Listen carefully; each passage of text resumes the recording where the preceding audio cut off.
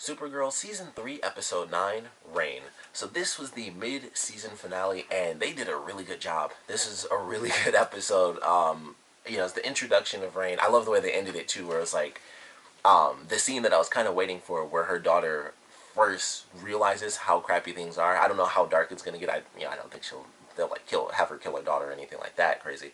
But I love the way they ended it, where she's about to turn, it's like, oh, and then it cuts, and it's like, crap, next year.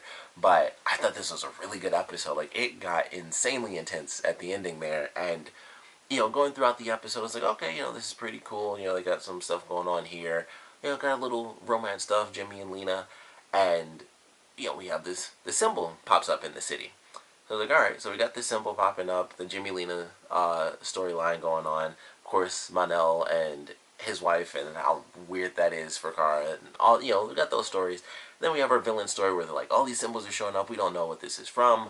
Kara goes to her mom, or, the hologram, and it's like, if I am the knowledge of, like, 8 known galaxies or something like that, and I don't have the answer, then it might not exist anymore.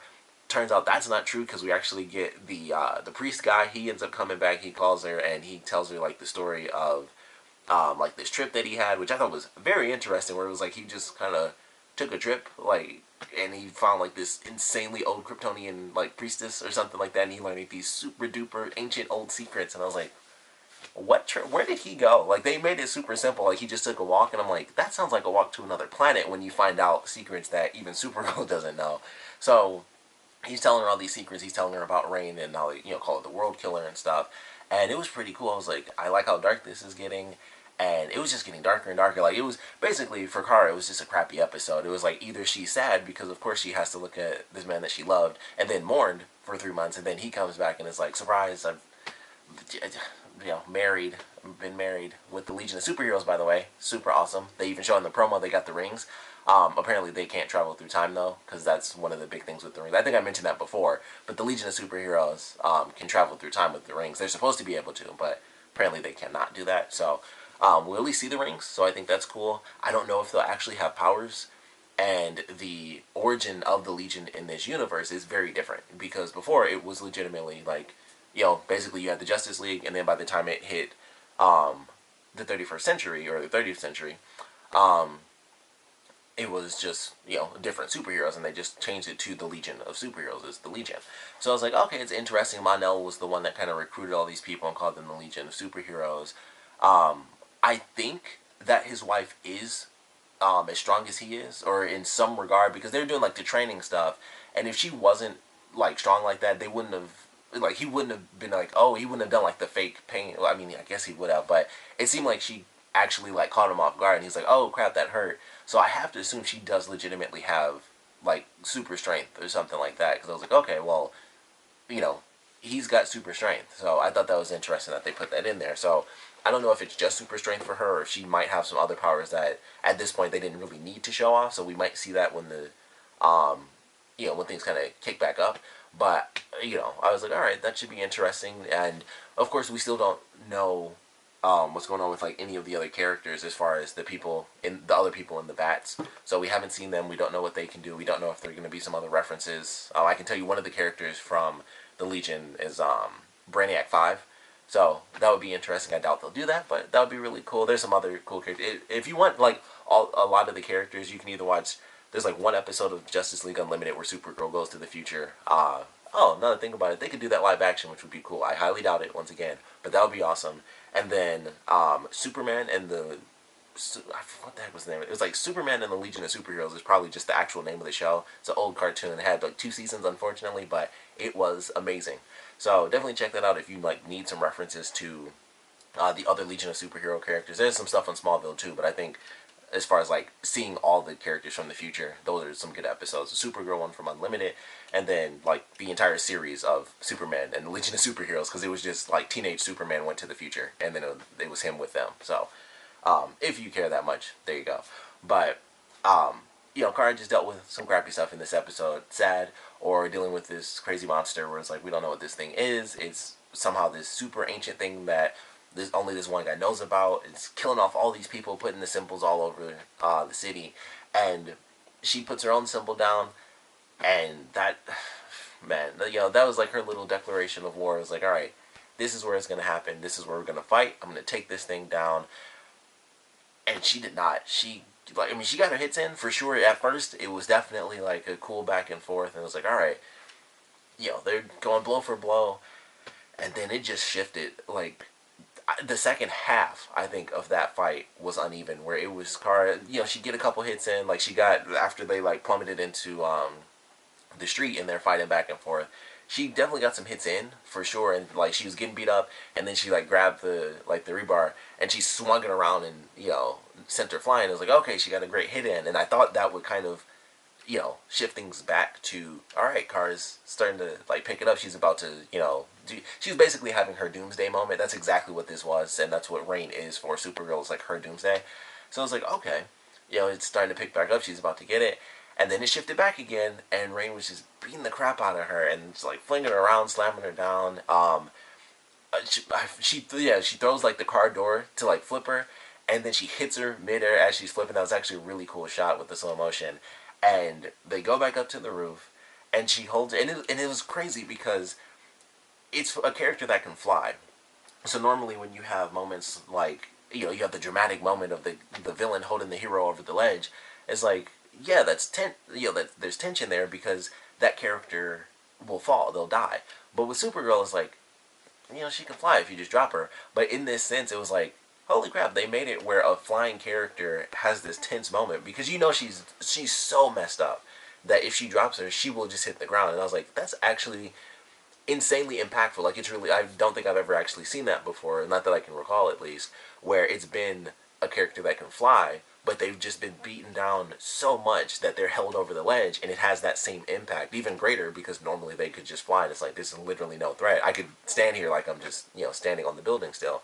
But in this case, it almost has a greater impact because of the fact that any other time, if someone didn't know that she could fly for whatever insane reason, it would just be like, they'd let her go, and she'd be like, yeah, I can just, I'm good. But it's like, they were able to make that situation real, where they do the dramatic thing where you're held over the ledge and you're dropped, and the shot at the end in slow motion where she's just falling and she's all bruised and beat up and she's bloody, which we haven't seen for a super long time. I don't think she even actually bled when she fought against Superman. I think the last time I can remember her bleeding was probably, I think, Metallo. I think there was a point somewhere in there where she was like legitimately bleeding, and then before that I think it was the episode after she like used her heat vision, and so she didn't have her actual powers.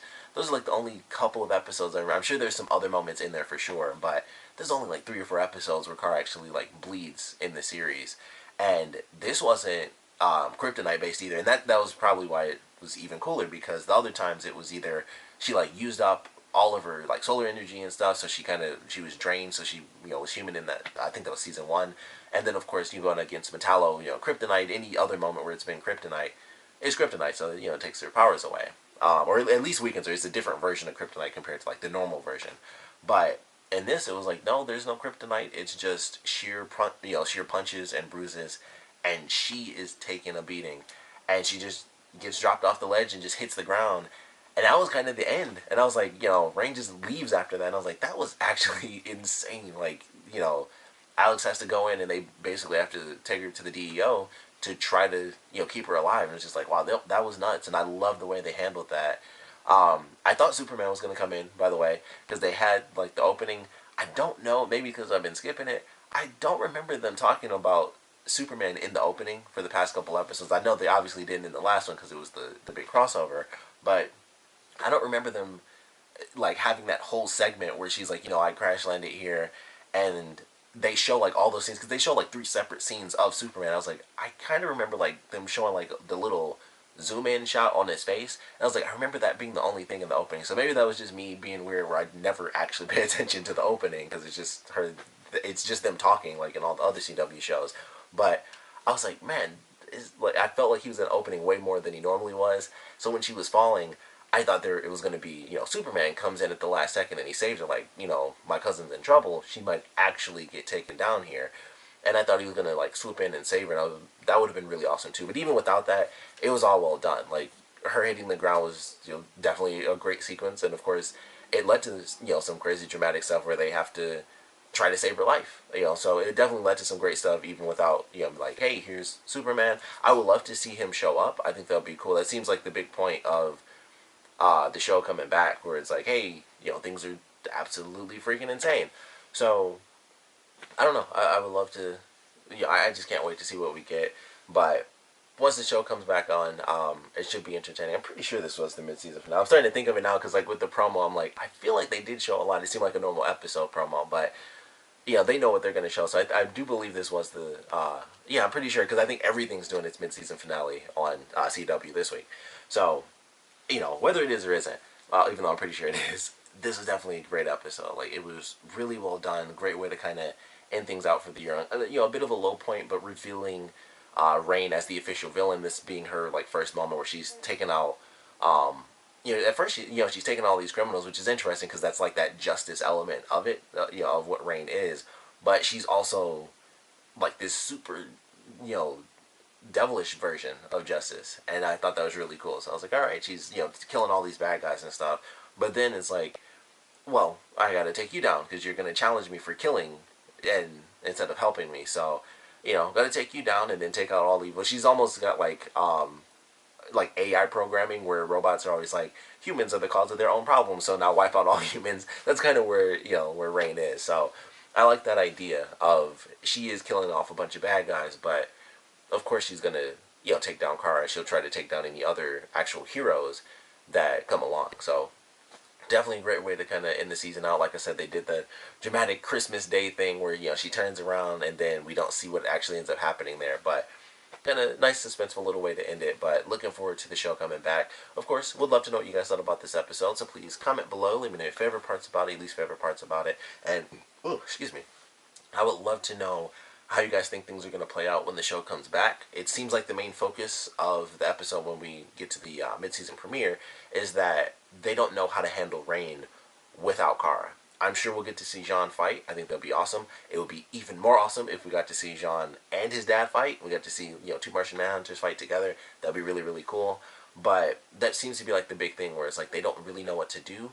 I'm assuming that they will find out that Reign is like one of their new friends. They're like new great friends. So that should be very interesting. Like, there's a lot of little revelations that need to be found out at this point. So I'm definitely looking forward to that. But like I said, I would love to know your theories on how things are going to play out in the mid-season premiere. Definitely want to know what you guys thought about this episode in general. So please comment below. Let me know. And thanks for watching.